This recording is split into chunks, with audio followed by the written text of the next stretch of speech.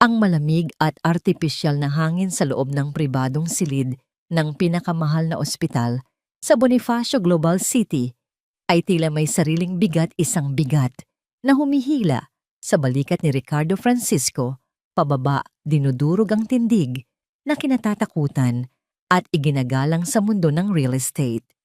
Mula sa bintanang salamin na mula sahig hanggang kisame tanaw niya ang kumikinang na mga gusali ng syudad, mga monumentong bakal at semento na ang karamihan ay itinayo ng kanyang kumpanya ang Francisco Land Holdings. Ang mga ito, ang kanyang kaharian. Ang mga ito, ang testamento ng kanyang kapangyarihan. Ngunit sa loob ng silid na ito, isa lamang siyang ordinaryong mortal, walang kapangyarihan, sa harap ng kalabang hindi kayang bilhin o takutin.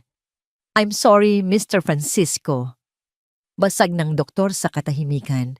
Ang tinig ni Dr. Morales ay kalmado at propesyonal, ngunit sa likod nito ay may tonong pinal at walang awa. "Glioblastoma stage 4. It's inoperable. The location is too critical." Bawat salita ay parang isang suntok sa sikmura ni Ricardo. Inoperable. Hindi gumagana. Isang salitang hindi niya kailanman tinanggap sa kanyang bokabularyo. Lahat ay may solusyon. Lahat ay may presyo. Kung hindi kaya ng lokal na talento, mayroong Singapore, mayroong Amerika. Ngunit ang mga mata ng doktor ay nagsasabing naisara na ang lahat ng pinto. "We've consulted with specialists in Johns Hopkins." Dagdag pa ng doktor na tila nahulaan ang iniisip niya. "They confirmed our findings. Any attempt at surgery would be catastrophic." Hindi umimik si Ricardo. Ang kanyang mga kamay na sanay pumirma sa mga kontratang nagkakahalaga ng bilyon-bilyon ay nakakuyom sa kanyang gilid. Ang mga kuko ay bumaon sa kanyang palad. Nakatitig lamang siya sa kanyang 8 taong gulang na anak na si Mia na payapang natutulog sa malaking kama.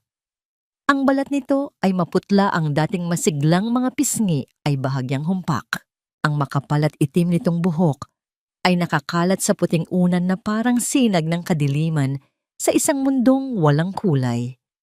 Si Mia ang kanyang nag-iisang anak, ang kanyang tanging kahinaan, ang tanging bagay na mas mahalaga pa kaysa sa kanyang imperyo. "What are the options? Chemotherapy, radiation?"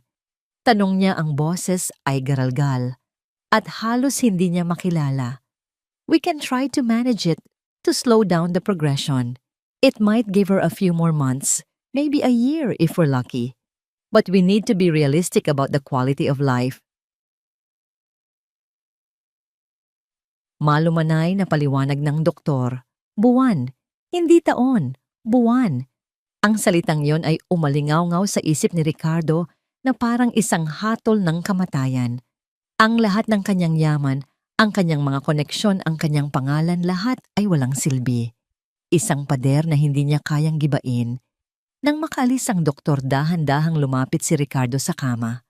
Hinaplos niya ang buhok ni Mia, ang puso niya ay pinipiga sa sakit na hindi niya mailabas. Mahal niya ang kanyang anak, walang duda. Ngunit ang pagmamahal niya ay laging ipinapakita sa pamamagitan ng mga laruan, mga mamahaling damit, mga bakasyon, sa ibang bansa, mga bagay na kayang bilhin ng pera. Ang oras, ang simpleng presensya ay isang luho na bihira niyang ibigay. Laging mayroong pulong isang tawag mula sa mga investor, isang problema sa itinatayong resort sa Palawan. Ang nanlalamig na karangyaan ng kanilang penthouse sa BGC ang sumalubong sa kanila pag-uwi. Ang bawat sulok ay sumisigaw ng yaman, mga painting ng mga pambansang alagad, ng sining mga muebles na gawa sa Italia, isang malawak na tanawin ng syudad. Ngunit ang bumabalot na katahimikan ay nakakabingi.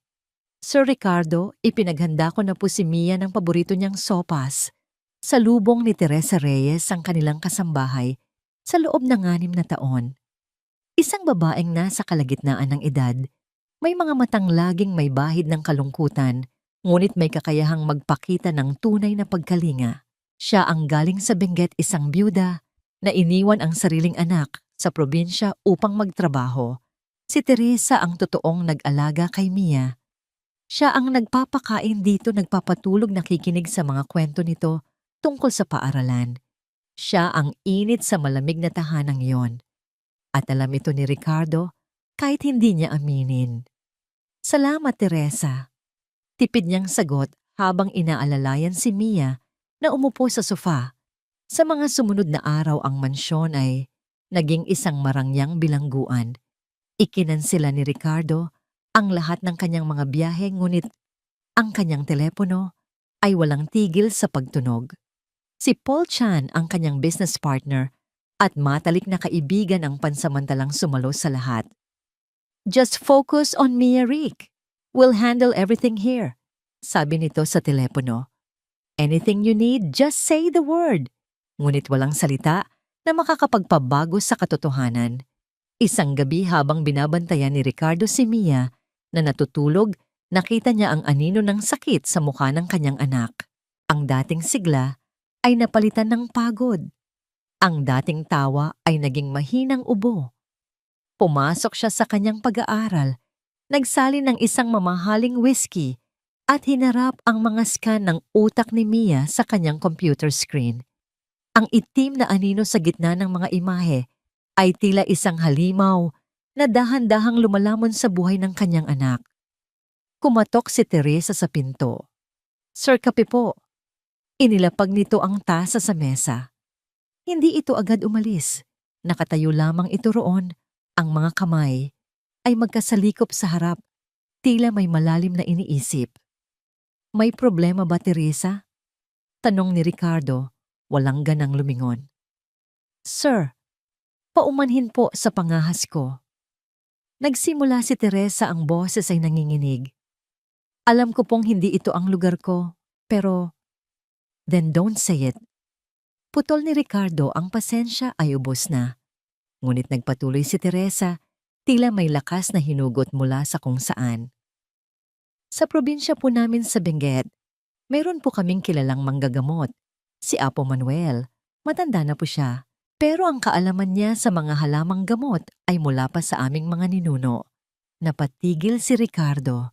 Dahan-dahan siyang lumingon, ang kanyang mga mata ay nanlilisik. Ano ang sinasabi mo? Nanggagamot po siya, sir. Marami na po siyang napagaling na itinakwil na ng mga doktor sa syudad. Ang tatay ko po, binigyan na lang ng taning ng doktor. Pero, pinagaling siya ni Apo Manuel. Isang mapaklang tawa ang kumawala sa lalamunan ni Ricardo. Isang tawa na puno ng pang-insulto. Isang albularyo. Iyan ang solusyon mo, Teresa. Pagkatapos kong kausapin ang pinakamagagaling na espesyalista sa buong mundo, iaalok mo sa akin ang isang mangkukulam mula sa bundok. Hindi po siya mangkukulam, sir. Tumahimik ka. Dumagundong ang boses ni Ricardo sa loob ng silid. Tumayo siya, ang kanyang anyo ay tila mas dambuhala dahil sa galit. Lumapit siya kay Teresa, bawat hakbang ay mabigat. 6 na taon kang nagtatrabaho sa akin. 6 na taon kitang pinapakain, binibigyan ng disenteng sahod. At ito ang igaganti mo sa akin, ang insultuhin ang talino ko sa pamamagitan ng mga pamahiin ng mga probinsyano. Nais ko lang po makatulong. Umiiyak na, sabi ni Teresa. Makatulong. Dinukot ni Ricardo ang kanyang pitaka, kumuha ng isang makapal na bugkos ng pera at walang awang ipinukol ito sa dibdib ni Teresa. Gusto mong tumulong? O baka naman may komisyon ka sa Apo Manuel na yan? Eto pera. Iyan naman ang kailangan ninyong mga mahihirap, hindi ba? Sumambulat ang mga pera sa sahig, isang ulan ng papel na nagkalat sa paanan ni Teresa. Nanigas siya sa kanyang kinatatayuan, ang mga luhang kanina'y tahimik na dumadaloy ay tila natuyo dahil sa matinding pagkabigla at kahihiyan. Ang sakit ng mga salita at ang bigat ng insulto ay mas masakit pa sa anumang pisikal na pananakit. Dahan-dahan niyang inangat ang kanyang paningin, sinalubong ang nag-aapoy na mga mata ni Ricardo at may dignidad na sumagot. Hindi po nabibili ng pera ang lahat, Sir Ricardo. Pagkasabi noon, tumalikod siya at tahimik na lumabas ng silid. Iniwan si Ricardo na nanginginig sa galit sa gitna ng nagkalat na pera. Naiwan si Ricardo sa katahimikan, ang kanyang paghinga ay malalim at mabilis. Nagsalin siya ulit ng whiskey, nilagok ito ng isang beses at sinipa ang isang silya. Ang kahinaan, ang kawalan ng kontrol, ito ang mga bagay na kinamumuhian niya. At ang mungkahi ni Teresa ay isang paalala ng kanyang kabiguan. Sa gitna ng tensyon, biglang tumunog ang kanyang telepono. Isang matinis na tunog na tila pumunit sa katahimikan. Nakarehistro sa screen ang pangalan ng ospital. Isang malamig na kaba ang gumapang sa kanyang dibdib, mas malamig pa kaysa sa yelo sa kanyang baso. Sinagot niya ito, ang kamay ay bahagyang nanginginig. Hindi niya narinig ang eksaktong mga salita ng nurse sa kabilang linya. Ang tanging pumasok sa kanyang isip ay ang dalawang salita na nagpabagsak sa kanyang mundo sa pangalawang pagkakataon sa loob lamang ng ilang linggo. Nag-seizure po siya. Nabitiwan ni Ricardo ang telepono. Bumagsak ito sa mamahaling Persian carpet. Ang kanyang galit ay biglang naglaho na palitan ng dalisay na takot. Tumakbo siya palabas ng silid, nilagpasan ang nagkalat na pera sa sahig na hindi man lang tinapunan ng tingin. Ang tanging nasa isip ay ang kanyang anak. Ang kanyang nag-iisang anak na dahan-dahang binabawi sa kanya ng tadhana. Papa, mamamatay na po ba ako? Ang tanong ay kasing talim ng bubog. Simpleng-simple, ngunit may kakayahang durugin ang natitirang tibay sa puso ni Ricardo. Galing ito sa mga labi ng kanyang anak na si Mia, nakagigising lang mula sa panlalabo ng isip na dulot ng atake. Ang mga mata nito na dati puno ng ningning at kuryosidad ay ngayoy malungkot at may bakas ng pagkaunawa, isang pagkaunawa na hindi dapat taglayin ng isang 8 taong gulang na bata. Nasa ospital pa rin daw sila.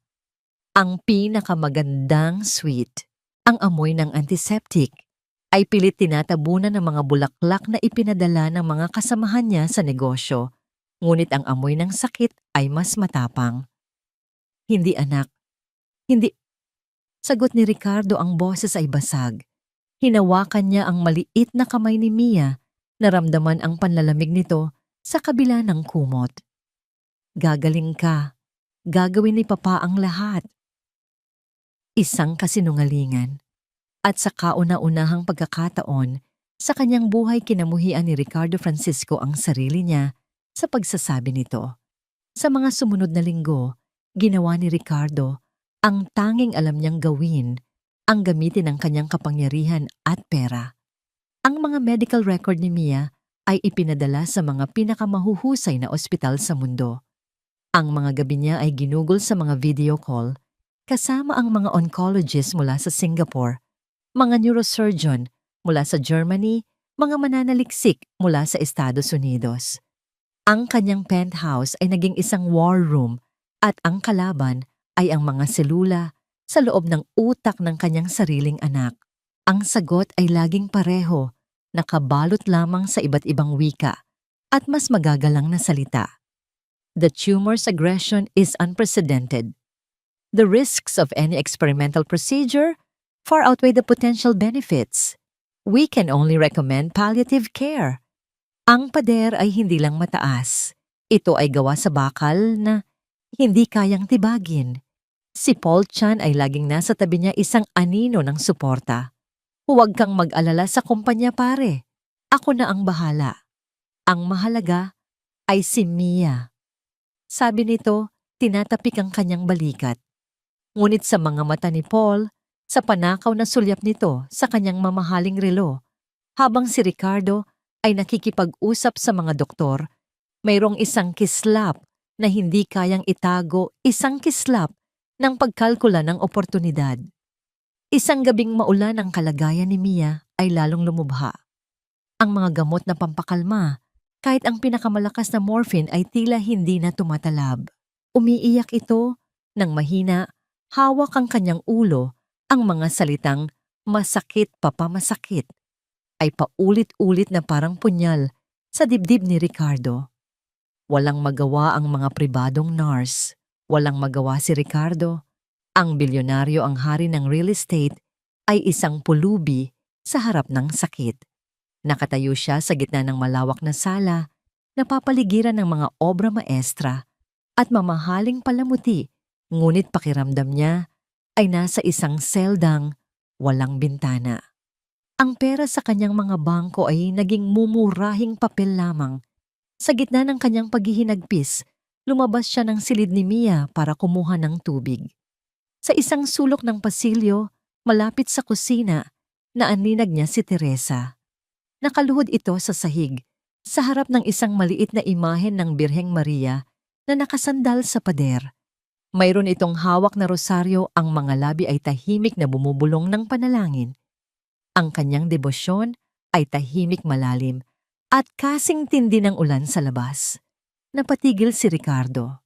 Pinanood niya ang babaeng minsan niyang ininsulto, ang babaeng ang tanging inaalok ay isang bagay na hindi niya maintindihan ang pananampalataya.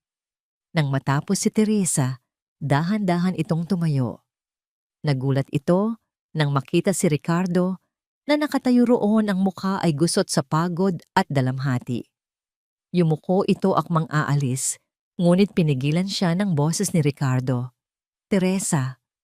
Huminto siya, ngunit hindi lumingon. Ang tatay mo. Nagsimula si Ricardo, hirap na hirap isatinig ang mga salita. Paano? Paano siya gumaling? Humarap si Teresa. Ang kanyang mga mata ay malungkot, ngunit walang bahid ng panunumbat. Malakas na magsasaka ang tatay ko, sir. Pero isang araw, bigla na lang siyang nanghina. Sinabi ng mga doktor sa Baguio, may kung anong sakit daw sa dugo na unti-unting kumakain sa kanyang lakas. Binigyan na lang siya ng ilang buwan. Nagpatuloy siya, ang boses ay payapa. Dinala namin siya kay Apo Manuel. Hindi siya humingi ng pera. Tiningnan niya lang si Itay, inamoy ang kanyang balat.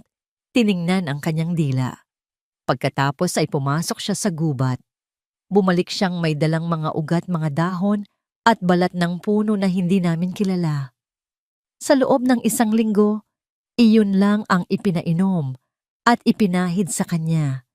Ang lagnat niya ay lumabas. Nagsuka siya ng itim. Akala namin katapusan na niya. Mayroong kislap na lumitaw sa mga mata ni Teresa. Pero kinaumagahan humingi siya ng kanin. At makalipas ang isang buwan, nag-aararo na ulit siya sa bukid. Nabuhay pa siya ng 10 taon. Ang kwento ay simple, walang bahid ng pagyayabang. Isang simpleng salaysay ng isang milagrong nasaksihan. Nanatiling tahimik si Ricardo. Ang isip niyang sanay sa lohika, sa mga numero, sa mga konkretong ebidensya ay naguguluhan. Pamahiin. Kwentong kutsero. Ngunit ang imahe ni Mia na namimilipit sa sakit ay bumalik sa kanyang isipan. Ang mga salita ng mga doktor mula sa Amerika ay umalingaw-ngaw, palliative care. Lahat ng pader na itinayo niya sa paligid ng kanyang sarili, ang kanyang yaman, ang kanyang pride, ang kanyang pagiging moderno, ay unti-unting gumuho. Sa harap niya ay si Teresa, isang ordinaryong kasambahay, ngunit sa mga sandaling iyon, siya ang may hawak ng tanging susi na hindi niya mabili. Isang susi na gawa sa pag-asa. Dahan-dahan sa isang kilos na kailanman ay hindi niya inakalang gagawin, lumakad si Ricardo papalapit kay Teresa. Ang kanyang mga tuhod na sanay lamang lumuhod sa harap ng mga pinakamakapangyarihang tao sa Asya ay nanghina. Ang kanyang katawan na laging tuwid at puno ng awtoridad ay yumuko. Sa malamig na marmol na sahig ng kanyang marangyang penthouse, lumuhod si Ricardo Francisco sa harap ng kanyang kasambahay. Ibinaba niya ang kanyang ulo, ang bigat ng kanyang kabiguan at desperasyon ay dumagan sa kanyang balikat. Teresa. Ang kanyang boses ay isang pakiusap basag at puno ng pagsuko. Tulungan mo ako. Napatakip ng bibig si Teresa, ang mga mata ay nanlaki sa pagkabigla. Pakiusap. Halos pabulong na, sabi ni Ricardo, ang kanyang noo ay halos sumayad na sa sahig. Iligtas mo ang anak ko. Ang mundo ay tila huminto para kay Teresa. Ang kanyang amo, ang lalaking parang Diyos, sa tore nito ay nakaluhod sa kanyang paanan. Sa isang iglap na wala ang lahat ng pader sa pagitan nila. Mayroon lamang isang ama na nagmamakaawa para sa buhay ng kanyang anak. Bago pa man siya makasagot, biglang nag-vibrate ang kanyang lumang cellphone sa bulsa ng kanyang duster. Isang matinis na tunog na tila gumising sa kanilang dalawa mula sa panaginip. Kinuha niya ito, ang kamay ay nanginginig pa rin. Isang text message mula sa kanyang kapatid na si Lorna. Sa benggit, nanginig ang mga kamay ni Teresa habang binabasa ang mensahe. Ang pag-asa para sa isang pamilya ay hawak niya sa isang kamay, ngunit sa kabilang kamay, ang kanyang sariling pamilya ay humihingi ng saklolo. Ate, umalis si Angel. Pumunta ng Maynila para hanapin ka. May problema raw siyang sasabihin, apurahan. Ang karangyaan ng isang itim na German-engineered sedan ay napalitan ng alog at ingay ng isang lumalumang pickup truck. Ang malambot na katad na upuan ay naging mainit na vinyl na dumidikit sa balat. Ang malamig na aircon ay naging hanging naghahatid ng alikabok at usok ng Maynila. Para kay Ricardo Francisco, ang bawat kilometro paalis sa kanyang kaharian sa Bonifacio Global City ay isang uri ng pagpapahirap. Siya mismo ang nagmamaneho, ang kanyang mga kamay na sanay lamang sa manibela ng mga mamahaling sasakyan ay mahigpit na nakakapit ang mga ugat ay lumilitaw. Nakasuot siya ng simpleng polo shirt na hindi niya kailanman isusuot sa isang pulong, ngunit ngayon ay basang-basa na ng pawis. Ang bawat lubak sa kalsada ay isang personal na insulto, isang paalala ng kanyang kawalan ng kontrol. Sa tabi niya tahimik si Teresa, ang babaeng dati yumuyuko sa kanyang presensya ay ngayoy nakatingin sa daan ng may katiyakan. Dito sa labas ng kanilang mansyon, ang mga papel nila ay nagkapalit. Siya ang amo, si Teresa ang gabay. Sa likuran nakahiga si Mia sa isang kutsyon na inilatag ni Teresa, manipis at mahina. Nakatingin ito sa labas ng bintana, pinagmamasdan ang dahan-dahang pagbabago ng tanawin.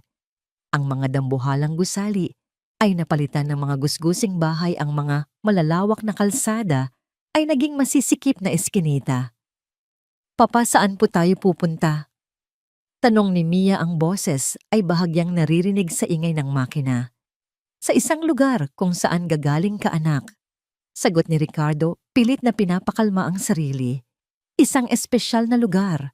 Habang tinatahak nila ang North Luzon Expressway, unti-unting humupa ang bigat ng syudad. Ang halimaw na semento ay napalitan ng malalawak na bukirin ng Tarlac at Pangasinan. Ngunit nang magsimula silang umakyat sa paanan ng kordillera, doon tunay na nagbago ang mundo. Ang daan ay nagsimulang umikot na parang ahas paakyat sa bundok. Ang mainit na hangin ay napalitan ng malamig na simoy na may dalang amoy ng mga puno ng pino at basang lupa. Ang makapal na hamog ay nagsimulang bumalot sa kanila na tila sila ay pumapasok sa isang ibang dimensyon. Dito po tayo sa kanan, sir, turo ni Teresa, sa isang makitid na daan na halos hindi mapansin, isang hiwa sa gilid ng bundok. Hindi ito sementado. Isa itong daan ng lupa at bato. Sigurado ka ba rito? Nag-aalangang tanong ni Ricardo habang maingat na inililiko ang sasakyan. Gumagaral-gal ang pickup habang dumadaan sa mga malalaking bato at lubak. Ang bawat metro ay isang pakikipaglaban. Pagkatapos ng halos kalahating oras na tila walang katapusang pag-alog, at pag-akyat, itinuro ni Teresa ang isang maliit na patag na lupa sa gitna ng mga puno. Nandito na po tayo. Itinigil ni Ricardo ang sasakyan at tumingin. Ang kanyang nakita ay hindi isang kubo, kundi isang bahay na gawa sa bato at makapal na kahoy. Tila ito ay bahagi na mismo ng bundok. May usok na lumalabas sa tsiminea nito.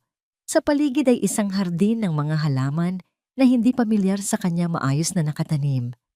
Ang buong lugar ay may aura ng sinaunang kapayapaan at lakas. Bumaba sila ng sasakyan. Maingat na binuhat ni Ricardo si Mia na tila mas bumigat dahil sa pagod ng biyahe. Ang hangin ay manipis at malamig malinis. Bumukas ang pinto ng bahay. Lumabas ang isang matandang lalaki. Ang kanyang katawan ay payat ngunit matipuno.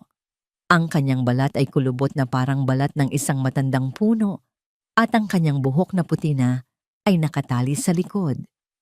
Ngunit ang kanyang mga mata malalim at madilim. Tila nakikita nito hindi lang ang iyong panlabas na anyo, kundi pati ang iyong kaluluwa. Apo Manuel, magalang na bati ni Teresa, bahagyang yumuko. Lumakad si Ricardo papalapit dala-dala si Mia. Inilahad niya ang kanyang kamay, isang kilos na automatiko na sa kanya isang pagpapakilala ng kapangyarihan. Magandang araw po. Ako si Ricardo Francisco. Ito ang anak ko, si Mia. Hindi pinansin ni Apo Manuel ang nakalahad na kamay. Ang kanyang tingin ay unang napunta kay Teresa, isang bahagyang pagtango ng pagkilala. Pagkatapos ang kanyang mga mata ay bumaba kay Mia na nakasiksik sa dibdib ng kanyang ama. Sa huli tumingin siya kay Ricardo. Ang kayabangan mo ang pinakamalaking pader na humaharang sa paggaling ng bata. Ang mga salita ay hindi pa sigaw. Ang mga ito ay sinabi ng may katiyakan na parang sinasabi lamang niya na ang langit ay bughaw. Para kay Ricardo, ang mga salitang iyon ay isang sampal, mas malakas at mas masakit kaysa sa anumang pisikal na sampal na natanggap niya. Napaatras siya, ang pride ay nasugatan. Sino ka para... Hindi na niya natapos ang sasabihin. Biglang nanigas ang katawan ni Mia sa kanyang mga bisig. Ang mga mata nito ay nanlaki at isang mahinang tunog na parang sinasakal ang lumabas sa lalamunan nito. Nahihirapan itong huminga. Mia! Sigaw ni Ricardo. Ang takot ay biglang bumura sa kanyang galit. Hinaplos niya ang noo nito at naramdamang ito'y nag-aapoy sa lagnat. Anong nangyayari? Kailangan natin siyang dalhin sa ospital. Pabalik na tayo. Ngunit bago pa man siya makatalikod, mabilis na lumapit si Apo Manuel sa isang kilos na hindi inaasahan sa kanyang edad. Kinuha niya si Mia mula sa mga bisig ni Ricardo. Hindi ito isang marahas na pagkuha kundi isang kilos ng awtoridad. Huli na ang lahat para bumalik. Sabi ni Apo Manuel ang boses ay kalmado sa gitna ng kaguluhan. Dinala niya si Mia papasok sa bahay na parang balahibo lamang ang bigat ng bata. Sumunod si Ricardo, kasama si Teresa, ang kanilang mga puso ay kumakabog. Inihiga ni Apo Manuel si Mia sa isang papag na may makapal na hinabing kumot. Kumuha ka ng tubig sa tapayan, Teresa, at mga dahon ng sambong sa hardin, utos ng matanda. Anong gagawin mo? Nagpapanik na tanong ni Ricardo. Tumawag ka ng doktor ambulansya. Tumingin sa kanya si Apo Manuel. Ang mga mata ay walang bahid. Pag-aalinlangan. Ako ang doktor dito. Humarap siya sa pinto. Tila hinarangan ang anumang ideya ng pagtakas. Ang kanyang tinig ay dumagundong sa maliit na silid. Mas malakas pa kaysa sa kulog. Hindi na siya maaaring bumalik. Mula ngayon, mamumuhay kayo sa ilalim ng batas ng bundok na ito. Walang telepono, walang koneksyon sa labas. Dito ang tanging batas na susundin ninyo ay ang batas ng lupa at ng buhay. Ang unang sinag ng araw na tumagos sa maliit na bintana ay hindi naghatid ng anumang init kundi isang malamig na paalala kay Ricardo kung nasaan siya. Hindi ito ang malambot na sinag na sinasala ng mga mamahaling kurtina sa kanyang penthouse, kundi isang matalas na liwanag na gumising sa kanya mula sa mababaw na pagkakatulog sa isang upuang gawa sa kahoy. Napabalikwas siya. Ang unang hinanap ng kanyang mga mata ay si Mia. Nakahiga pa rin ito sa papag, ngunit ang hirap na paghinga nito kagabi ay napalitan ng isang mas kalmadong ritmo. Binantayan siya ni Apo Manuel buong gabi, pinapainom ng mapait na katas, ng mga dinikdik na dahon, pinupunasan ng maligamgam na tubig na may kung anong halamang nakababad. Tumayo si Ricardo, nananakit ang buong katawan. Lumabas siya ng silid at naabutan si Apo Manuel sa labas sa tabi ng isang siga, nagpapakulo ng tubig sa isang itim na kaldero. Ang hangin ay napakalamig at ang hamog ay makapal pa. Kumusta na siya? Tanong ni Ricardo, ang boses ay paos. Nakalagpas siya sa unang pagsubok. Sagot ng matanda, hindi man lang siya tinitingnan. Ngayon ang iyong pagsubok naman ang magsisimula. Itinuro ni Apo Manuel ang isang lumang tapayan at isang balde. Kumuha ka ng tubig sa bukal at pagkatapos magsibak ka ng kahoy. Mauubos na ang panggatong. Tinitigan ni Ricardo ang balde na parang ito ay isang alien na bagay. Siya si Ricardo Francisco na mayroong isang batalyon ng mga katulong na sumusunod. Sa bawat utos niya ay mag-iigib. Magsisibak ng kahoy, isang mapaklang na ngiti ang sumilay sa kanyang mga labi. Ngunit nang makita niya ang seryosong mukha ni Apo Manuel at maalala ang kalagayan ni Mia, nilunok niya ang kanyang pride. Kinuha niya ang balde at sumunod sa direksyong itinuro ng matanda. Ang bukal ay nasa di kalayuan, ngunit ang daan pababa ay madulas at maputik. Halos madulas siya ng ilang beses. Ang pag-akyat pabalik dala ang balde na puno ng tubig ay isang impyerno. Pagdating niya sa bahay, hingal kabayo siya. Ang kanyang mamahaling polo shirt ay puno ng putik. Ang pagsisibak ng kahoy ay mas malala pa. Ang palakol ay mabigat at hindi niya makuha ang tamang tiyempo. Ang mga kahoy ay tila tumatawa sa kanyang kawalan ng lakas. Ganyan ba talaga kayo sa syudad mismo na ni Apo Manuel habang prenteng inaagaw ang palakol? Pati katawan ninyo malambot. Sa ilang mabilis at malakas na tagpas na hati ng matanda ang isang troso na kanina pa pinahihirapan si Ricardo. Buong araw iyon ang naging buhay ni Ricardo. Inutusan siyang magdikdik ng mga ugat sa isang malaking lusong na bato hanggang sa mangawit ang kanyang mga braso. Inutusan siyang mag-ayos ng hardin na nagresulta lamang sa pagkabunot niya ng mga mahahalagang halaman. Ang kanyang mga kamay na sanay sa pen at touchscreen ay nagkasugat at nagkapaltos. Ang bawat utos ay isang pagsubok sa kanyang pasensya. Hindi ko maintindihan. Sigaw niya sa wakas, ibinato ang pandikdik sa lupa. Paano makakatulong sa anak ko ang pagpapahirap mo sa akin? Hindi ba't dapat siya ang ginagamot mo? Huminga ng malalim si Apo Manuel. Lumapit ito at dinampot ang isang dakok ng lupa mula sa hardin. Ang sakit ng anak mo ay hindi lang sakit ng katawan. Ito ay sintomas ng kawalan ng balanse. Ang buhay ninyo sa syudad, mabilis, artipisyal, walang ugat. Nakalimutan na ninyo ang lupa. Ipinakita niya ang lupa sa kanyang palad. Ang lupa ang nagbibigay buhay. Ang lupa ang nagpapagaling. Hanggat ang mga kamay mo ay hindi nadudumihan ng lupa, hanggat hindi mo nararamdaman ang pagod ng katawan sa pagtatrabaho, hindi mo maiintindihan ang tunay na ibig sabihin ng buhay. At kung hindi mo yon naiintindihan, paano mo maipapasa ang lakas sa iyong anak para lumaban? Ang mga salita ng matanda ay tila hiwaga, ngunit meron itong bigat na tumagos sa pagod at inis ni Ricardo. Samantala, sa Maynila ang init ay nakakapaso. Natagpuan ni Angelica Angel Reyes ang sarili sa harap ng isang dambuhalang gate ng isang subdivision sa Forbes Park, ang lugar kung saan sinabi sa kanya ng ahensya na nagtatrabaho ang kanyang ina. Ang mga gwardiya na nakatingin sa kanyang luma at gusgusing damit ay hindi siya pinapasok. Hindi po kayo pwedeng pumasok ng walang abiso mula sa homeowner. Sabi ng gwardiya, ang tono ay may halong pagdududa. Pero nanay ko po ang nagtatrabaho dyan, si Teresa Reyes.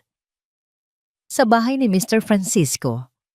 Pagpupumilit ni Angel ang boses, ay nagiging desperado na.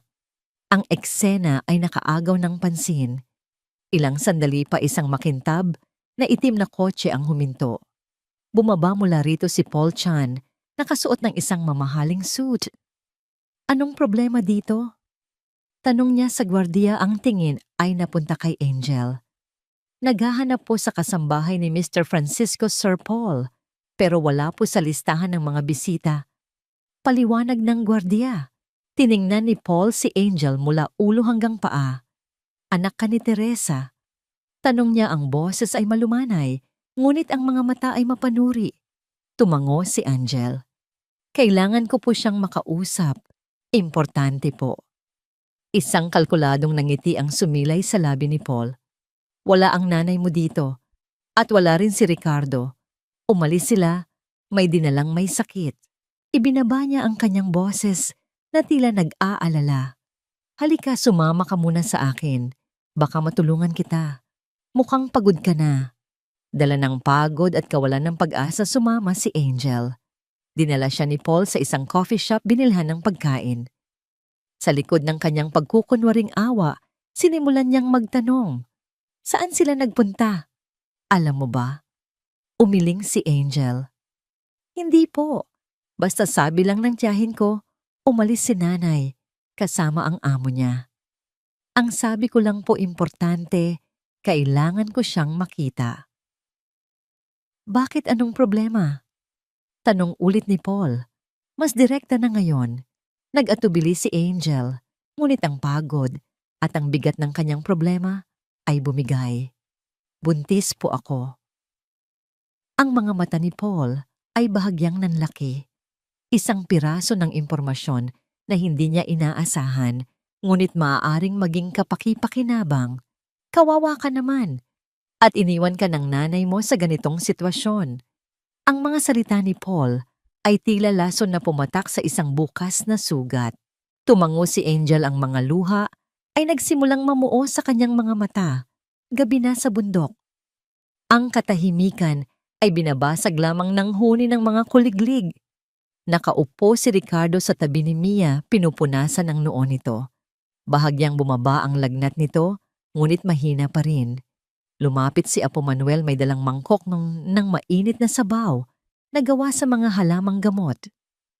Ikaw ang magpainom sa kanya, sabi nito kay Ricardo.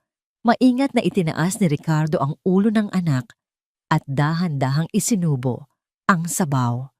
Sa bawat kutsara na tinatanggap ni Mia, isang kakaibang pakiramdam ang lumukob sa kanya.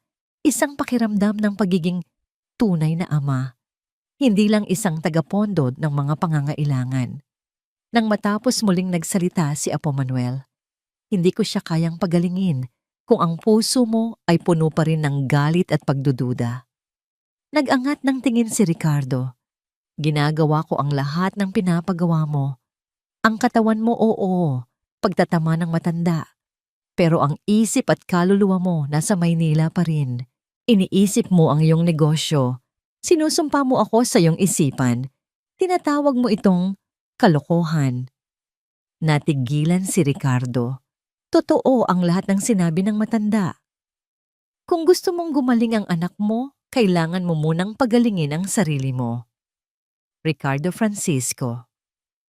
Sabi ni Apo Manuel sa unang pagkakataon, ay tinawag siya sa kanyang pangalan. Biglang bumuhos ang isang malakas na ulan. Dumagundong ang kulog. Sa gitna ng kadiliman ng gabi, nagkaroon ng matinding pagtatalo sa pagitan ng dalawang lalaki. Wala kang alam sa mundo ko, sigaw ni Ricardo. May mga responsibilidad ako. Isang imperyo na babagsak kung wala ako. At ano ang halaga ng imperyong yan kung mawawala ang prinsesa mo? Ganti ni Apo Manuel, ang boses ay kasing lakas ng kulog. Puro ka pader-pader ng pera, pader ng kapangyarihan. Gusto mong umuwi? Sige, umuwi ka. Pero iwanan mo ang bata. Hindi ko siya iiwan. Kung gayon, iwanan mo ang dating ikaw, hamon ni Apo Manuel. Tinalikuran niya si Ricardo at tumingin kay Mia na natutulog. Kung aalis ka ngayon, Pipirmahan mo ang kanyang hatol ng kamatayan. Ang mga salita ay tumama kay Ricardo na parang kidlat. Tumingin siya sa kanyang anak, pagkatapos ay sa pintuan kung saan ang ulan ay malayang bumubuhos na tila nag-aalok ng isang daan para takasan ang lahat. Ngunit alam niyang hindi na siya makakatakas. Nakakulong na siya, hindi sa bahay na bato, kundi sa pagmamahal niya para sa kanyang anak. Sa gitna ng ulan sa pusod ng bundok, isang tawag sa telepono ang pinakawalan ni Teresa. Nakahanap siya ng isang maliit na lugar kung saan mayroong mahinang signal. Tinawagan niya ang kapatid. "Lorna, kumusta si Angel?" Nanginginig niyang tanong. "Ate?" Umiiyak ang kapatid sa kabilang linya. "Hindi namin siya mahanap." Pero ang sabi ng kaibigan niya, buntis daw si Angel. At ang tatay, iniwan siya. Nabitiwan ni Teresa ang telepono. Napasandal siya sa isang puno. Ang lakas ay tila hinigop mula sa kanyang katawan. Ang ulan ay bumuhos sa kanya, ngunit hindi niya ito naramdaman. Ang tanging nararamdaman niya ay ang bigat ng kanyang pagkukulang bilang isang ina. Isang bagong umaga ang dumating, ngunit hindi nito dala ang liwanag ng araw. Ang langit sa kabundukan ay kulay abo mabigat at nagbabanta.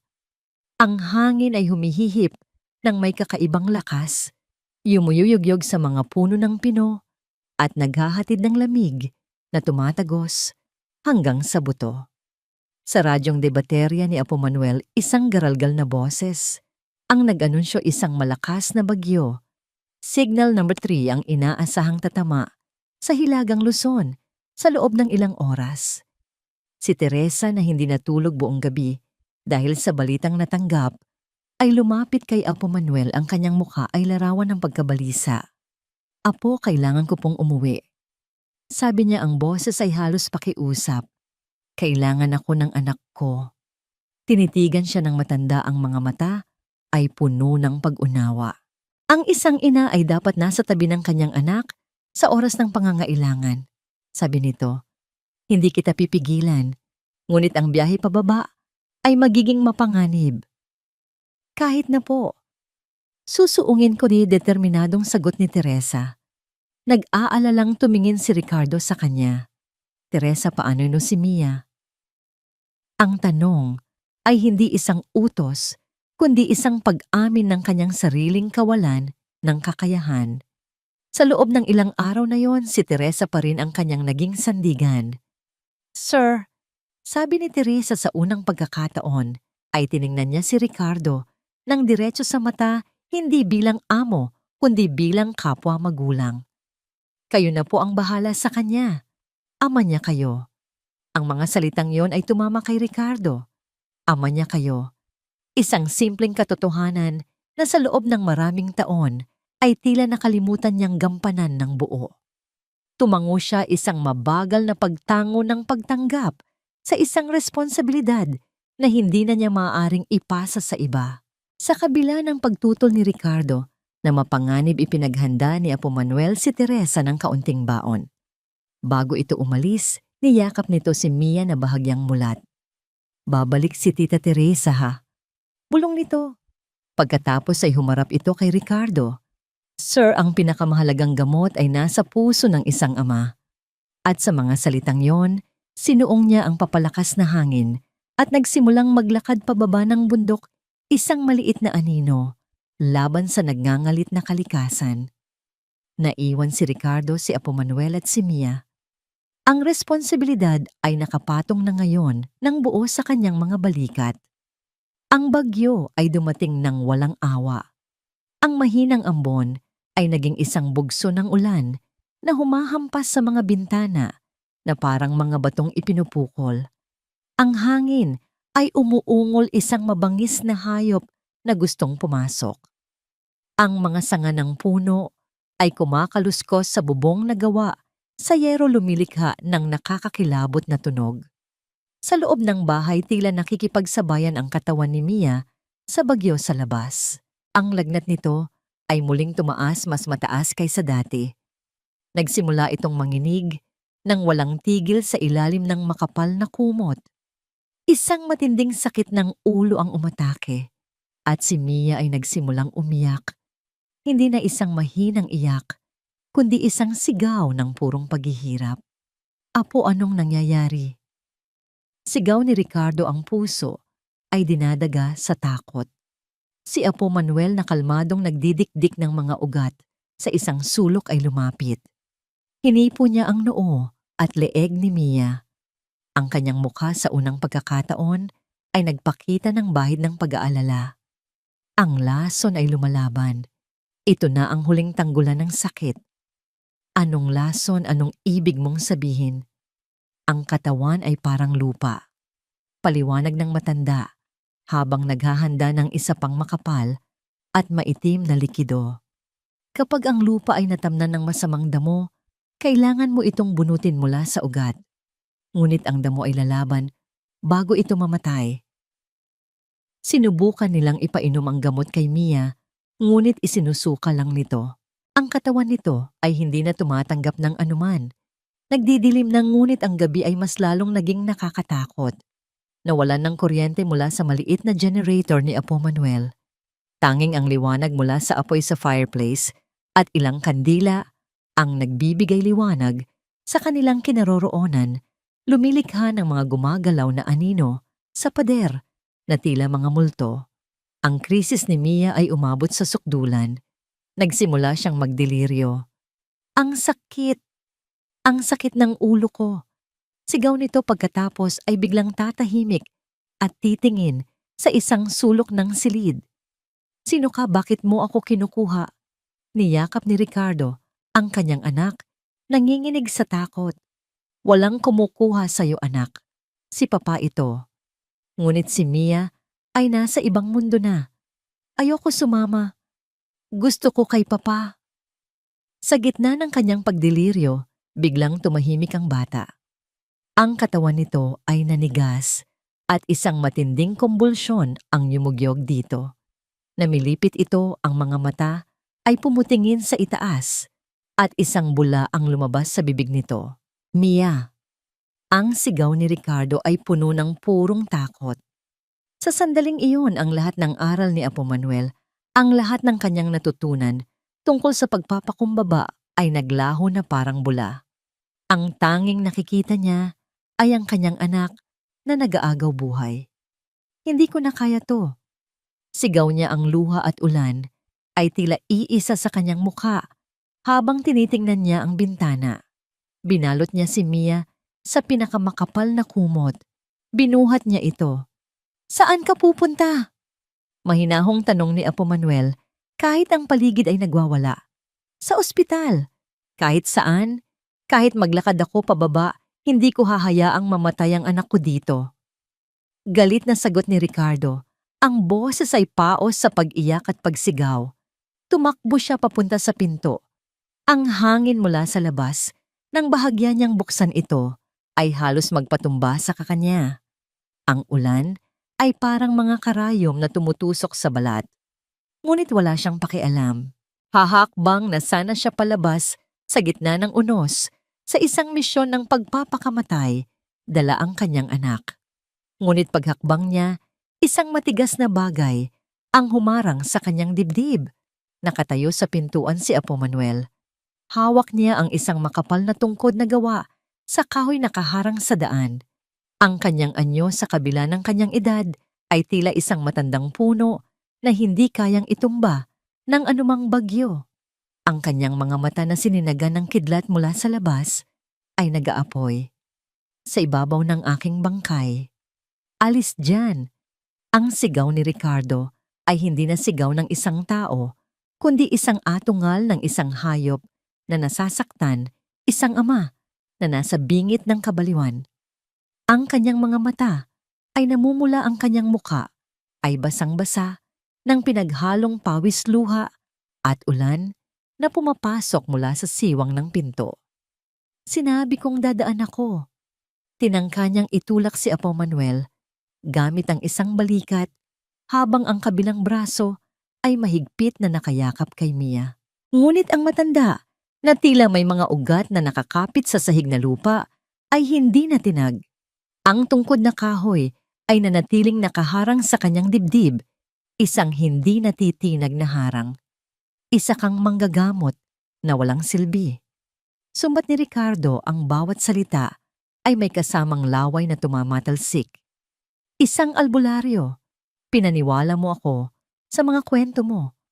Ngayon, mamamatay na ang anak ko dahil sa'yo. Ang mga salita ay marahas puno ng lason ng isang taong nawawalan na ng pag-asa. Ngunit si Apo Manuel ay hindi sumagot. Hindi siya kumurap.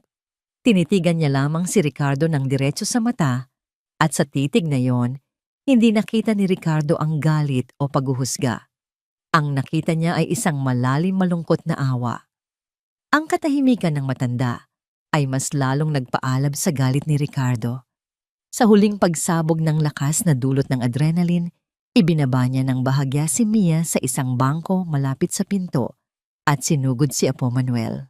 Hinawakan niya ang kwelyo ng simple nitong damit at itinulak ito sa pader na bato. Gawin mo ang trabaho mo. Sigaw niya, ang muka ay 1 pulgada na lang ang layo sa muka ng matanda. Gamutin mo siya. Sa gitna ng lahat ng yon, sa unang pagkakataon nagsalita si Apo Manuel. Ang kanyang boses ay hindi malakas, ngunit ito'y may bigat na tila kayang patigilin ang bagyo sa labas. Hindi ko siya magagamot hanggat hindi ka bumibitaw. Ano? Bitawan mo ang galit mo. Sabi ng matanda. Bitawan mo ang pag-aalinlangan mo. Bitawan mo ang pag-iisip na kaya mong kontrolin ang lahat. Hindi mo pag-aari ang buhay niya, Ricardo. Tagapag-alaga ka lang. Ang mga salitang tagapag-alaga ka lang ay tumama kay Ricardo na parang malakas na sampal. Biglang nanghina ang kanyang mga kamay. Binitawan niya ang kwelyo ni Apo Manuel. Apa! Atras siya napatingin sa kanyang anak na namimilipit pa rin sa bangko at pagkatapos ay sa kanyang sariling mga kamay na nanginginig. Ang umaga pagkatapos ng bagyo ay may dalang isang uri ng sagradong katahimikan. Ang hangin ay malinis at sariwa na may amoy ng basang lupa at mga dahon ng pino. Ang kalangitan na hinugasan ng ulan ay may isang malinaw na asul na kulay na tila abot kamay. Sa loob ng bahay na bato si Ricardo ay hindi natulog. Magdamag niyang binantayan si Mia, ang kanyang kamay ay hindi bumibitaw sa maliit na kamay nito. Bawat paghinga ay kanyang pinakikinggan na parang musika. Nang imulat ni Mia ang kanyang mga mata, wala na ang lagnat, wala na ang pagdedeliryo. Ang kanyang tingin ay malinaw at sa unang pagkakataon, sa loob ng maraming linggo, mayroon itong kislap ng dating sigla. Tumingin siya sa kanyang ama na ang mukha ay gusot sa pagod, ngunit ang mga mata ay puno ng walang hanggang pagmamahal. Isang salita lamang ang lumabas sa kanyang mga labi. Isang salita na tunog ng isang milagro sa pandinig ni Ricardo. Papa, gutom na po ako. Ang mga luha na hindi naubos kagabi ay muling bumalong sa mga mata ni Ricardo, ngunit ngayon ang mga ito ay luha ng pasasalamat. Halos hindi siya makapagsalita. Tumango lamang siya at sa unang pagkakataon, isang tunay na ngiti, isang ngiti na umabot sa kanyang mga mata ang sumilay sa kanyang mukha. Mabilis siyang tumayo at naghanda. Sa ilalim ng mapagmasid na tingin ni Apo Manuel, kinuha ni Ricardo ang mga sangkap para sa espesyal na lugaw na itinuro sa kanya. Ang kanyang mga kilos na dati asiwa at puno ng pagkainis ay ngayoy tiyak at may layunin. Isinalang niya ang palayok, hinalo ito nang may pag-iingat, dinurog ang mga tamang dahon at tiniyak na tamang-tama ang init. Hindi na ito isang gawain na ipinag-uutos sa kanya. Ito ay isang ritual ng pagmamahal. Maingat niyang isinubo ang unang kutsara sa kanyang anak. Tinikman ito ni Mia. Mapait pa rin po, sabi nito, bahagyang kumunot ang noo. Pero masarap na. Ang mga sumunod na araw ay tila isang panaginip. Ang paggaling ni Mia ay mabilis at kagila-gilalas. Mula sa pag-upo sa kama, sinubukan niyang tumayo at pagkatapos ay humakbang. Sa pagtatapos ng linggo, kaya na niyang maglakad-lakad. Sa hardin ni Apo Manuel ang kanyang mga pisngi ay nagsisimula nang magkaroon muli ng kulay. Tinuturuan siya ng matanda ng mga pangalan ng halaman at si Ricardo ay nakaupo lamang sa isang tabi. Pinapanood sila, ang puso ay puno ng kapayapaan na hindi niya kailanman naramdaman sa buong buhay niya. Natuto si Ricardo na mabuhay sa ritmo ng bundok. Ang kanyang araw ay nagsisimula sa pagsikat ng araw at nagtatapos sa paglubog nito. Ang kanyang mga kamay ay nagkakakalyo ng ngunit ang mga ito ay mga kalyo ng tagumpay. Natuto siyang kilalanin ang tunog ng iba't ibang ibon. Natuto siyang makinig hindi lamang sa mga salita, kundi sa katahimikan. Isang hapon habang naglalaro si Mia ng paghabol sa mga paru-paro, lumapit si Apo Manuel kay Ricardo. Ang mga bagong binhi ay tumutubo na, sabi ng matanda na nakatingin sa dalawa. Hindi ko alam kung paano kayo pasasalamatan. Taos pusong sabi ni Ricardo. Huwag mo akong pasalamatan, sagot ni Apo Manuel. Pasalamatan mo ang lupa, pasalamatan mo ang lakas na nasa loob ng anak mo, at pasalamatan mo ang iyong sarili dahil natuto kang bumitaw. Ngunit sa kabila ng kapayapaan sa isang tahimik na sulok ng kanyang isipan, mayroong isang anino na nananatili ang anino ng mundo na kanyang iniwan. Ang kanyang kumpanya, ang kanyang mga responsibilidad. Isang gabi habang mahimbing na natutulog si Mia, hindi na napigilan ni Ricardo ang sarili. Alam niyang labag ito sa utos ni Apo Manuel, ngunit kailangan niyang malaman. Dahan-dahan siyang pumasok sa silid kung saan nakatago ang kanyang mga gamit. Kinuha niya ang kanyang cellphone. Sa loob ng halos 2 linggo ito ay isang walang silbing piraso ng metal at salamin. Ngayon, sa pagpindot niya ng power button, tila bubuksan niya ang isang pinto. Pabalik sa isang buhay na halos nakalimutan na niya. Nang bumukas ang screen para itong isang pagsabog. Daang-daang notification ang pumasok, mga email, missed call, text message. Ang ingay ng digital na mundo ay isang malupit na sampal sa katahimikan ng bundok. Karamihan ay galing kay Paul Chan, ang iba ay mula sa mga abogado at board members. Ngunit isang mensahe ang nakaagaw ng kanyang pansin. Galing ito kay Leo, ang kanyang pinagkakatiwalaan at matagal ng executive assistant. Ang mensahe ay maikli at kagyat. Sir Rick, emergency. Pilit na binebenta ni Sir Paul ang shares ng kumpanya sa isang Chinese competitor. Gumagamit siya ng mga pekeng dokumento. Sinasamantala niya ang pagkawala ninyo. Kailangan ninyong bumalik. Ingat po, ang kapayapaan na inipon ni Ricardo sa loob ng 1 linggo ay biglang naglaho, napalitan ng isang malamig at matigas na galit. Ang pagkakanulo mula pa sa kanyang matalik na kaibigan. Ang dating Ricardo ay magwawala. Magbabasag siya ng gamit. Magmumura siya. Ngunit ang Ricardong nakatayo ngayon sa dilim, hawak ang telepono, ay iba na.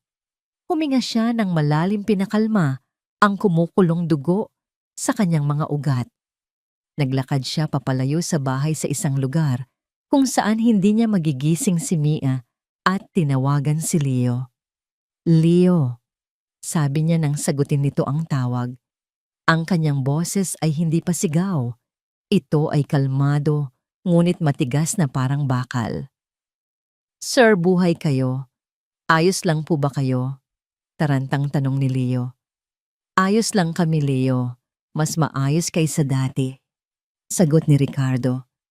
Ibigay mo sa akin ang lahat ng detalye. Sa loob ng 10 minuto inilahad ni Leo ang lahat. Ang mga sikretong pulong ni Paul, ang mga dokumentong pineke, ang kasunduan na malapit ng isara na magbibigay sa mga dayuhan ng kontrol sa Francisco Land Holdings. Hindi nagsalita si Ricardo habang nakikinig. Nang matapos si Leo, isang sandali ng katahimikan ang namagitan. Sir, nag-aalalang tanong ng assistant. Leo, nagsimulang magbigay ng utos si Ricardo. Ang bawat salita ay malinaw at may bigat. Tawagan mo si Attorney Diaz. Sabihin mo sa kanya ihanda ang lahat ng ebidensya. Magpatawag ka ng isang emergency board meeting sa Biyernes. Huwag mong ipaalam kay Paul. Sabihin mo sa board na ako ang nagpatawag. At Leo, tiyakin mong walang makakaalam na nakabalik na ako hanggang sa araw na yon. Masusunod po, sir. Salamat sa iyong katapatan, Leo. Ibinaba niya ang tawag at pinatay ang telepono. Bumalik siya sa bahay. Ang malamig na hangin ng gabi ay tila nagpapatalas sa kanyang isipan. Hindi na siya ang hari na gustong bawiin ang kanyang trono dahil sa nasaktang ego. Siya ay isang ama na poprotektahan ang kinabukasan ng kanyang anak. Naabutan niya si Apo Manuel na nakaupo sa labas tila naghihintay sa kanya. Nagtama ang kanilang mga mata. Walang kailangang sabihin, alam ng matanda. Lumapit si Ricardo. Apo. Sabi niya, ang boses ay puno ng paggalang at isang bagong tuklas na determinasyon. Kailangan na po naming bumalik. Ang biyahe pababa mula sa bundok ay kasalungat ng kanilang pag-akyat. Ang dating nakakainis na alog ng pickup truck ay tila isang pamilyar na duyan. Ang alikabok sa daan ay hindi na isang iritasyon, kundi isang paalala ng lupang nagpagaling sa kanila. Habang unti-unting lumalayo ang bahay na bato ni Apo Manuel, si Mia, na nakaupo na ngayon sa tabi ng kanyang ama, ay kumaway hanggang sa ito'y maging isang maliit na tuldok na lamang. Babalik po tayo, Papa? Di ba? Tanong ni Mia. Oo, anak. Sagot ni Ricardo, isang kamay sa manibela, ang isa'y hinahaplos ang buhok ng bata. Tayo ang babalik, pero hindi na sila ang babalikan natin. Nang una nilang matanaw ang mga unang gusali ng Metro Manila mula sa NLX, isang kakaibang pakiramdam ang bumalot kay Ricardo. Dati ang skyline na ito ay simbolo ng kanyang tagumpay, isang tanawin na nagpapalaki ng kanyang ego. Ngayon, para itong isang konkretong gubat, maingay, magulo, at malayo sa kapayapaan na kanyang natagpuan. Para siyang isang dayuhan sa sarili niyang kaharian. Hindi sila umuwi sa kanilang penthouse. Sa BGC, yun ay isang lugar na puno ng multo ng sakit at kalungkutan. Sa halip sa ilalim ng mga sikretong pag-aayos ni Leo, dumiretso sila sa isang hindi gaanong kilalang serviced apartment sa Rockwell. Malinis, moderno, ngunit simple. Walang mga mamahaling painting, walang mga empleyadong naghihintay. Sila lang dalawa. Papa, bakit po dito tayo? Tanong ni Mia habang nililibot ng tingin ang bagong lugar. Dahil dito, sisimulan natin ang lahat. Sagot ni Ricardo, ibinababa ang kanilang iilang gamit. Ang sumunod na 2 araw ay isang bagay na hindi kailanman naranasan ni Mia sa buong buhay niya, ang buong atensyon ng kanyang ama. Walang mga business call na sumisira sa kanilang usapan. Walang mga email na kailangang sagutin. Naglaro sila ng board games sa sahig. Nagbasa sila ng mga libro ng malakas. Nagluto si Ricardo, isang simpleng sinigang na natutunan niya mula kay Teresa na kahit hindi perpekto ay ang pinakamasarap na pagkaing natikman ni Mia. Sa unang pagkakataon, hindi lang siya ang tagapondo ng buhay ng kanyang anak. Siya ay naging bahagi nito. Sa kabilang dako ng syudad, ang buhay ay nagpapatuloy para sa mga taong iniwan nila. Sa isang maliit, ngunit maaliwalas na apartment sa Quezon City, sinisimulan ni Teresa ang sarili niyang bagong kabanata. Kasama ang kanyang kapatid na si Lorna, pinaplano nila ang pag-uwi sa Benguet. Sa tabi nila, tahimik na nakaupo si Angel, hinihimas ang kanyang tiyan na bahagya ng umuumbok. Ang galit sa kanyang mga mata ay napalitan ng isang mahinahong pagtanggap. Sigurado ka na ba dito, te? Tanong ni Lorna. Iiwan mo na ang Maynila. Oo, sagot ni Teresa, ang boses ay matatag. Doon ang pamilya natin. Doon natin palalakihin ang apo ko. Magsisimula ako ulit. Marami akong natutunan kay Apo Manuel. Gagamitin ko yon para makatulong. Paano si Sir Ricardo? Isang malungkot na ngiti ang sumilay sa labi ni Teresa. Sana ay nasa mabuti silang kalagayan. Sana ay natulungan sila ng bundok tulad ng pagtulong nito sa akin na mahanap ang daan pauwi. Hindi niya alam na sa parehong sandali si Ricardo ay nakikipag-usap sa telepono kay Leo. Tinatanong ang kalagayan niya. Leo, hanapin mo si Teresa Reyes. Utos ni Ricardo. Alamin mo kung nasaan siya at kung ano ang kalagayan niya. Tiyakin mong hindi siya naghihirap. Utang ko sa kanya ang buhay ng anak ko. Biyernes, ang araw ng paghuhusga. Ang boardroom ng Francisco Land Holdings ay nasa 48th floor, isang silid na gawa sa salamin at bakal na nag-aalok ng isang nakakalulang tanawin ng buong syudad. Ang mahabang mesa na gawa sa mahogany ay napapaligiran ng mga miyembro ng board, mga makapangyarihang lalaki at babae na ang bawat desisyon ay nagkakahalaga ng bilyon-bilyon. Sa dulo ng mesa nakaupo si Paul Chan. Ang kanyang tindig ay puno ng kumpiyansa. Ito na ang araw ng kanyang koronasyon. Si Ricardo ay nawawala malamang, ay nagtatago dahil sa mga problemang legal na siya mismo ang nagtanim. Ang kasunduan sa mga Chinese investor ay nakalatag na. Ang kailangan na lang ay ang formal na boto. As you can see, gentlemen, nagsimula si Paul. Ang boses ay malambing, ngunit puno ng kasinungalingan. This deal is our only way forward. Sa pagkawala ni Ricardo, ang kumpanya ay nanganganib.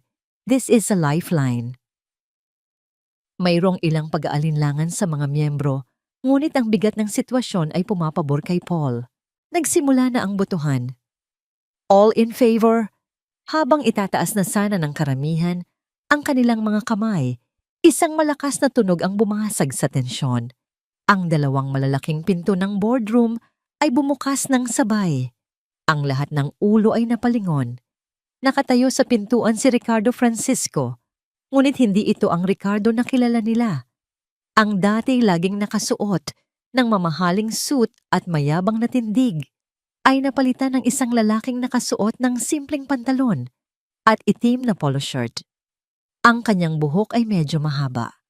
Mayroon siyang ilang araw ng balbas. Ngunit ang pinakamalaking pagbabago ay nasa kanyang mga mata. Wala na ang dating arogansya, na palitan ito ng isang matigas at malinaw na kalmadong hindi pa nila nakikita dati. At sa kanyang mga braso, buhat-buhat niya ang kanyang anak na si Mia. Ang buong silid ay napuno ng nakabibinging katahimikan. Ang mga miyembro ng board ay napanganga. Ang panulat ay nahulog mula sa kamay ng isang sekretarya. Ngunit ang reaksyon ni Paul Chan ay higit pa sa pagkabigla. Ang kulay ay nawala sa kanyang mukha. Ang kanyang mga mata ay nanlaki sa takot at hindi paniniwala na para siyang nakakita ng multo. Ang kanyang bibig ay bumukas, ngunit walang salitang lumabas. Dahan-dahang pumasok si Ricardo. Sa silid bawat hakbang ay mabigat at may layunin. Ang tanging maririnig ay ang mahinang tunog ng kanyang sapatos sa sahig na marmol. Huminto siya sa gitna ng silid. Ang kanyang tingin ay hindi inaalis kay Paul. Isang maliit, halos hindi marinig na bulong ang lumabas mula sa bibig ni Mia, sapat lang upang marinig sa tahimik na silid. Hello, Tito Paul. Ang simpleng bating iyon mula sa batang inakala ng lahat na malapit ng mamatay, ang tuluyang nagpaguho sa mundo ni Paul Chan. Napasandal siya sa kanyang upuan, ang kanyang hininga ay tila ninakaw. Tumingin si Ricardo sa paligid sa mga naguguluhang mukha ng board. Pasensya na kung nahuli ako. Sabi niya, ang boses ay kalmado, ngunit may bigat na parang bakal. Mayroon lang kaming inaasikaso ng anak ko. Ngayon, maaari na ba nating simulan ang totoong pulong? Ang katahimikan sa boardroom ay halos pwedeng hiwain ng kutsilyo. Inilapag ni Ricardo si Mia sa isang bakanting upuan. Sa tabi niya inabutan ito ng isang maliit na coloring book at Crayola na kinuha niya mula sa isang bag, isang eksenang napakaordinaryo. ngunit lubhang kakatwa sa gitna ng isang corporate battle. Papa, pwede ko po bang i-drawing si Apo Manuel? Bulong ni Mia. Oo naman, anak. I-drawing mo siyang may malaking ngiti. Sagot ni Ricardo, hinaplos ang buhok nito bago muling ibinaling ang kanyang tingin sa mga taong nakapaligid sa mesa. Si Paul Chan ay tila isang estatwang gawa sa yelo, nakatitig hindi makapaniwala. Ang kanyang pinagplanuhang kudeta ay gumuho sa isang iglap. Ricardo, paano? Iyon lamang ang salitang nagawa niyang isatinig ang boses ay nanginginig. Hindi siya sinagot ni Ricardo. Sa halip nagsalita ito sa buong board. Magandang umaga sa inyong lahat. Marahil ay nagtataka kayo kung saan ako nanggaling. Ang sagot ay simple. Inilayo ko ang aking anak upang iligtas ang kanyang buhay. Tumingin siya kay Mia na masayang nagkukulay na ngayon, oblivious sa tensyon sa paligid. At tulad ng nakikita ninyo sa awa ng Diyos at sa tulong ng mga taong may mabuting puso, siya ay gumagaling. Isang alo ng bulungan ang kumalat sa silid. Ngunit habang abala ako sa pagiging ama, nagpatuloy si Ricardo, ang kanyang boses ay muling tumigas, ang kanyang mga mata ay muling bumalik kay Paul. Mayroong isang ahas sa ating hardin na abala sa pagtatanim ng lason. Isang senyas mula kay Ricardo. Pumasok si Leo, kasama si Attorney Diaz, bitbit ang isang tumpok ng mga dokumento. Isa-isang ipinamahagi ang mga ito sa bawat miyembro ng board. Nasa harap ninyo, sabi ni Ricardo, ang ebidensya ng sistematikong pandaraya, pamimeke ng mga pirma, at pagtatangkang ibenta ang kumpanyang ito sa ilalim ng inyong mga ilong. Hindi na niya kailangang magpaliwanag pa. Ang mga dokumento ay nagsasalita para sa kanilang sarili, mga pekeng medical report na nagsasabing si Ricardo ay mentally unstable. Mga pekeng sulat na nagbibigay ng autorisasyon kay Paul, mga email trail sa pagitan niya at ng mga Chinese investor. Ang bawat pahina na binubuklat ng mga miyembro ng board ay isa pang pako sa kabaong ni Paul Chan. Ang kanyang mukha ay namumutla, ang pawis ay tumutulos sa kanyang noo. Hindi totoo yan. Pagtatangka niyang depensa. Gawa-gawa lang yan ni Ricardo para sirain ako. Ngunit walang naniwala. Ang ebidensya ay hindi matitinag. At ang presensya ni Ricardo kalmado, malakas, at may hawak na hindi maikakailang katotohanan ay mas mabigat kaysa sa anumang kasinungalingan. Tapos ka na, Paul.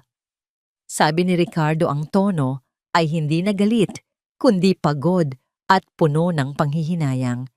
Isang miyembro ng board, isang matandang lalaki na matagal nang kasama ni Ricardo, ang tumayo.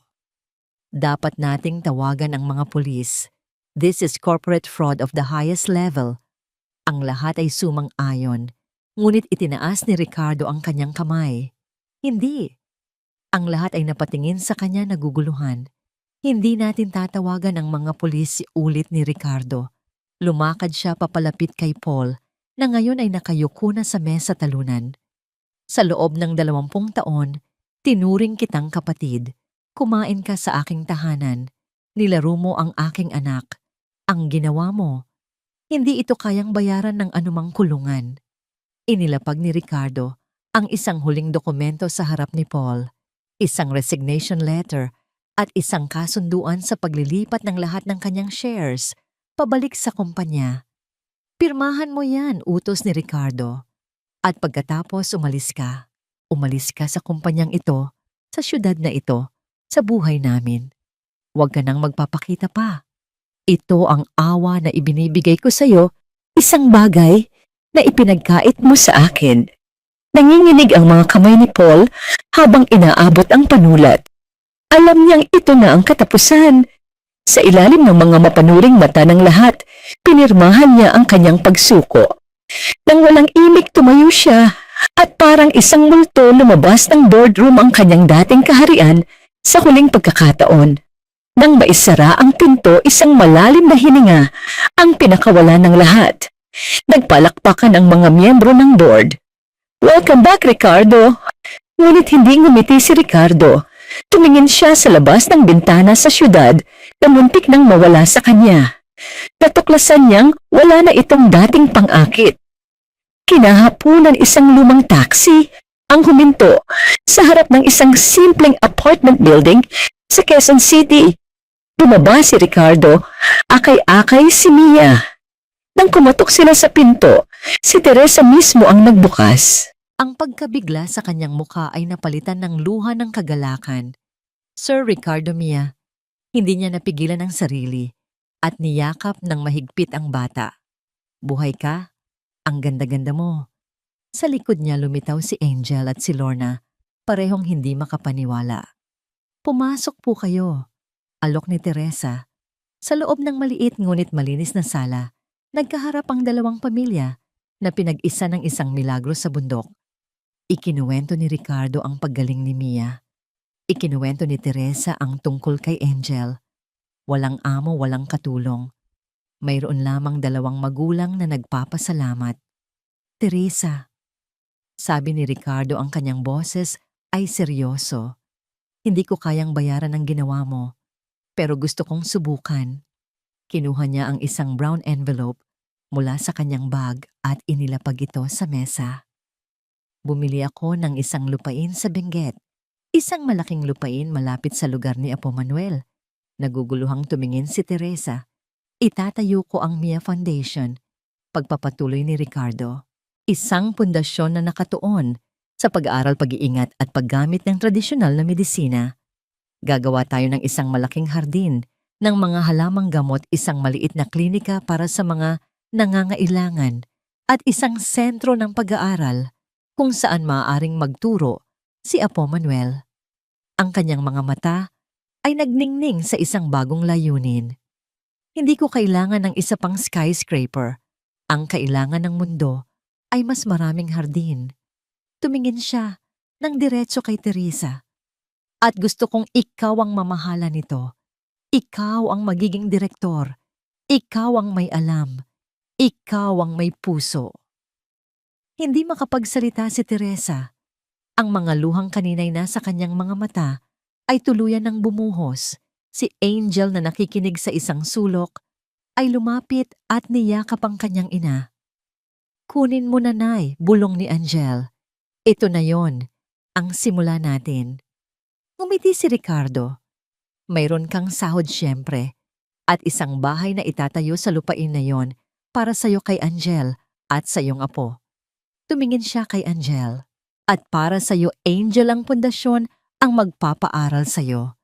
Anumang kurso ang gusto mo para sa kinabukasan mo at ng iyong anak. Sa sandaling iyon, sa isang simpleng sala sa Quezon City, ang lahat ng sakit at pagkukulang ay tila naghilom. Ang dalawang pamilya na mula sa magkaibang mundo ay nagsanib. Tiningnan ni Mia si Angel na ngayon ay nakangiti na sa gitna ng pag-iyak. Magiging tita na po ba ako? Tumawa si Angel, isang tunay na tawa sa unang pagkakataon sa loob ng mahabang panahon. Oo, at ikaw ang magiging paborito niyang tita. Tumingin si Teresa kay Ricardo, ang kanyang puso ay puno ng utang na loob na hindi masukat. Salamat. Iyon lamang ang salitang lumabas sa kanya, ngunit sapat na ito. Umiling si Ricardo. Hindi. Ako ang dapat magpasalamat. Ang pagsusulit ay tapos na.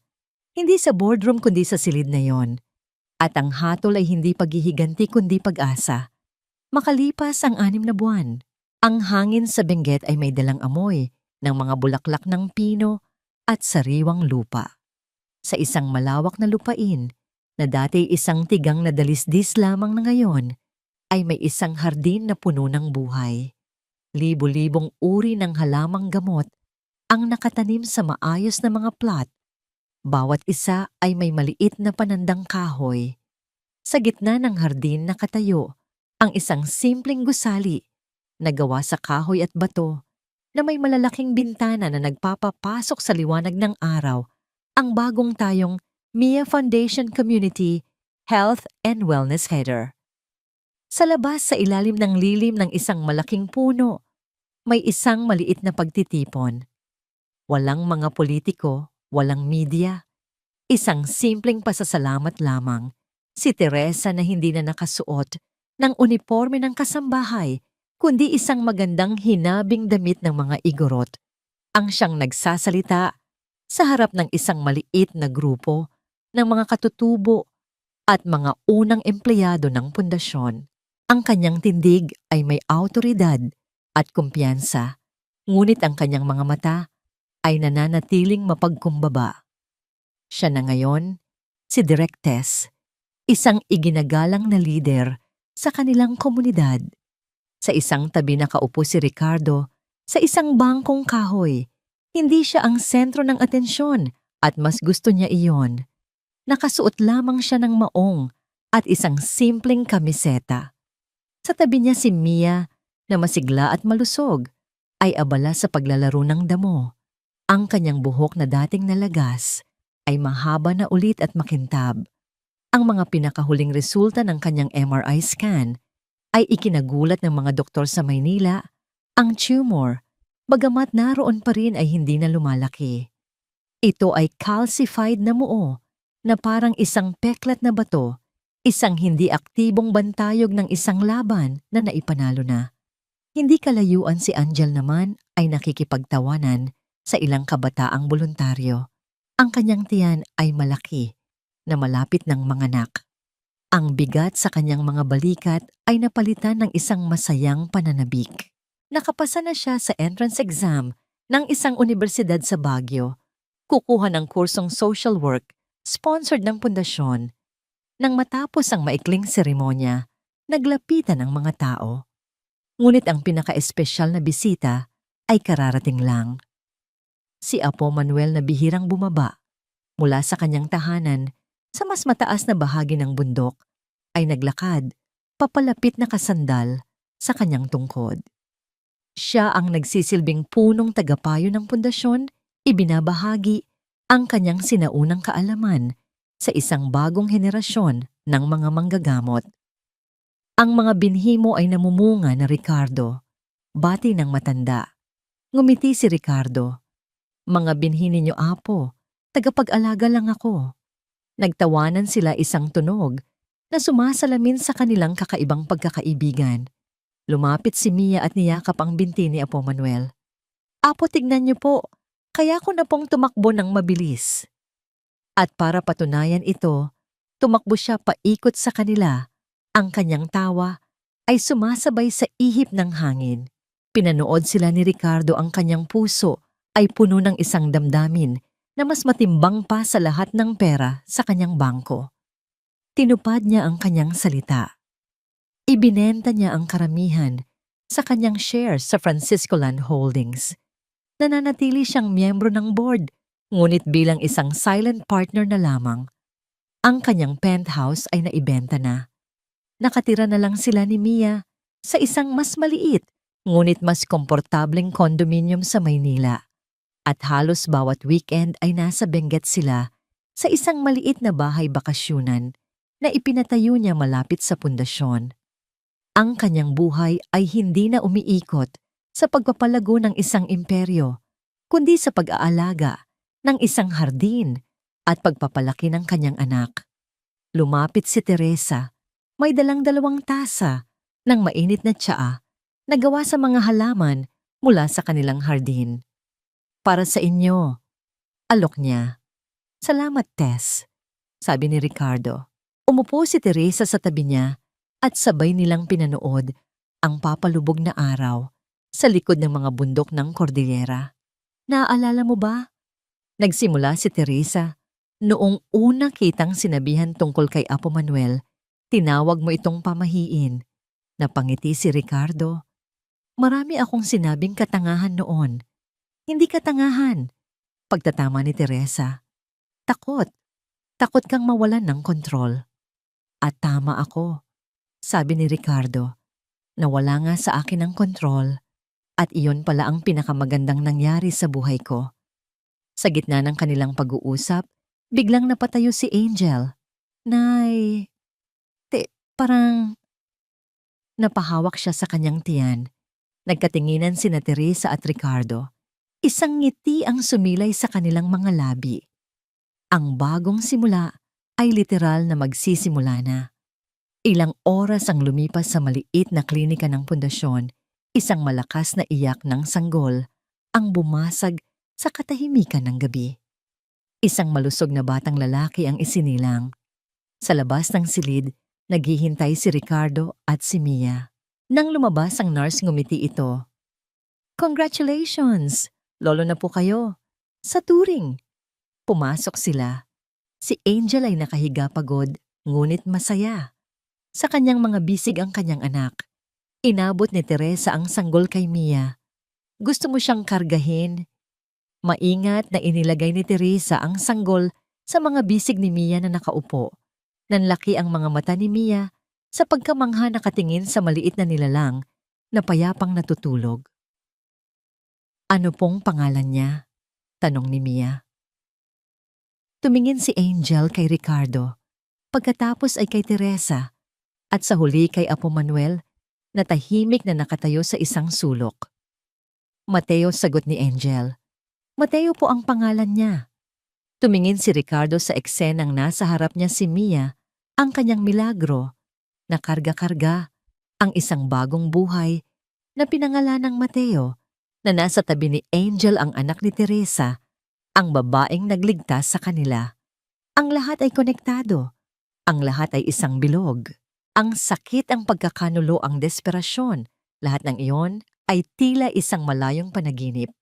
Ang mga iyon, ang bagyo na kinailangan nilang suungin upang makarating sa payapang umagang ito. Lumabas si Ricardo sa klinika at huminga ng malalim nilanghap ang malamig na hangin ng bundok. Tumingala siya sa kalangitan na puno ng libu-libong bituin na mas maliwanag kaysa sa anumang ilaw sa syudad. Hindi niya napagaling si Mia. Ang anak niya ang nagpagaling sa kanya. Ang kanyang tunay na yaman ay hindi ang mga gusaling itinayo niya na umabot sa langit, kundi ang mga ugat na sa wakas ay natagpuan niya sa lupa.